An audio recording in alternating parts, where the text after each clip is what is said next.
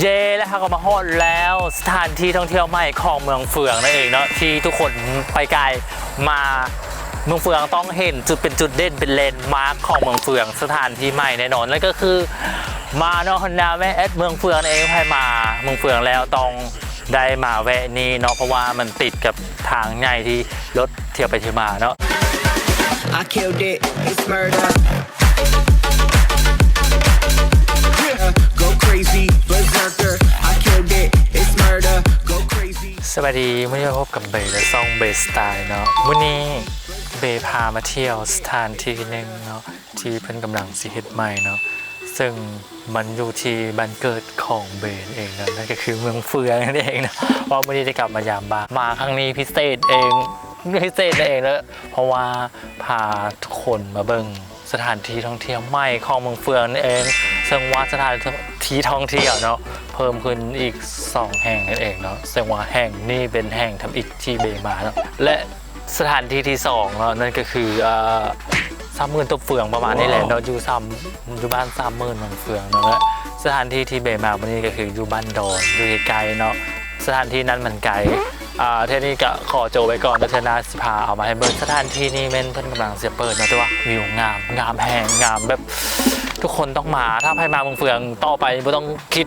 ยากว่าจะไปดินใส่ว่ามีสถานที่ดินแล้วน้องไม่ต้องคิดยากว่าไปเมืองเฟืองแล้วจะไปดินใส่คือต่อไปมีบอลดินให้แน่นอน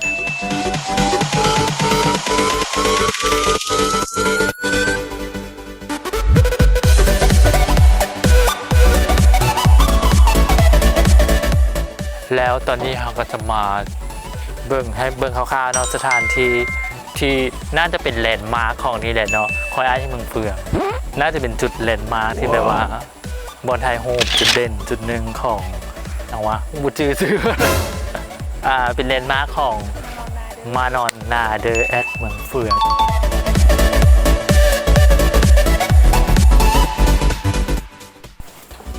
ตอนนี้ก็กำลังย่างกลับเนาะเพราะว่าจะเมื่อละนี่เจ้าของฮานกำลังบุกบืน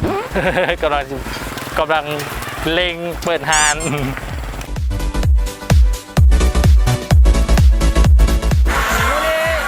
เขาก็มาสถานที่แบบท่องเที่ยวของวัยรุ่นคิดเนาะอยู่ที่ร้านอาหารปันนั่นเองเนาะโอ้ใช่ยินบ่นี่โอ้เสียงดังแฮงเสียงโคตรดังเลยมานั่งแปะตู้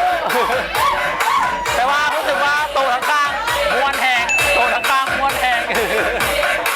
คนเมาละอยากจะร้อยหักอะจะม้วนไปตามกันเนาะจะร้อยถ้าเขาเมาได้เดียวเขาม้วนไม่หนักเนาะเดี๋ยวที่มาเพิ่งบรรยากาศท่านี้ว่าเนาะว่ามันจะม้วนยังไงมีเวรุ่นลายอยู่โอเคอยู่เด้อ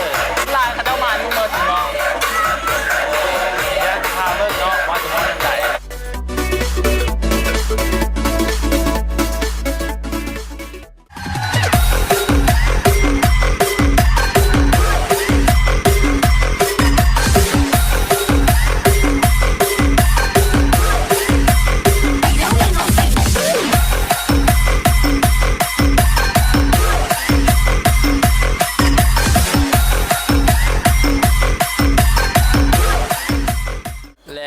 ค่ำคืนนี้เขาก็ได้เมาเป็นที่เอ็มฮอยเนาะเขาจะปิดคลิปอยู่ห้านปันนี้เนาะเพราะว่า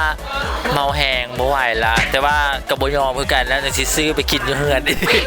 แต่ที่จบคลิปนี้อย่างเท่านี้เนาะจบคลิปนี้เพียงเท่านี้อยู่ห้านนี้เนาะเพราะว่าเมื่อยแหงแล้วไม่ไหวแล้วเสียงบอลอดแล้วเดี๋ยวจะไปกินต่ออยู่เฮือนเนาะสำหรับคลิปนี้กาขอขอบใจเนาะทุกคนที่เข้ามาเบิ่งแล้วครับฝากกดติดตามกด Subscribe เด้อฝากกดติดตามเด้อถ้าว่าใครอยากเบิ่งคลิปอย่างไม่ๆก็สามารถเขียนลงมาใต้คลิปแล้วก็บอกมาสิให้คลิปอย่างเนาะคลิปนี้หอดสำนี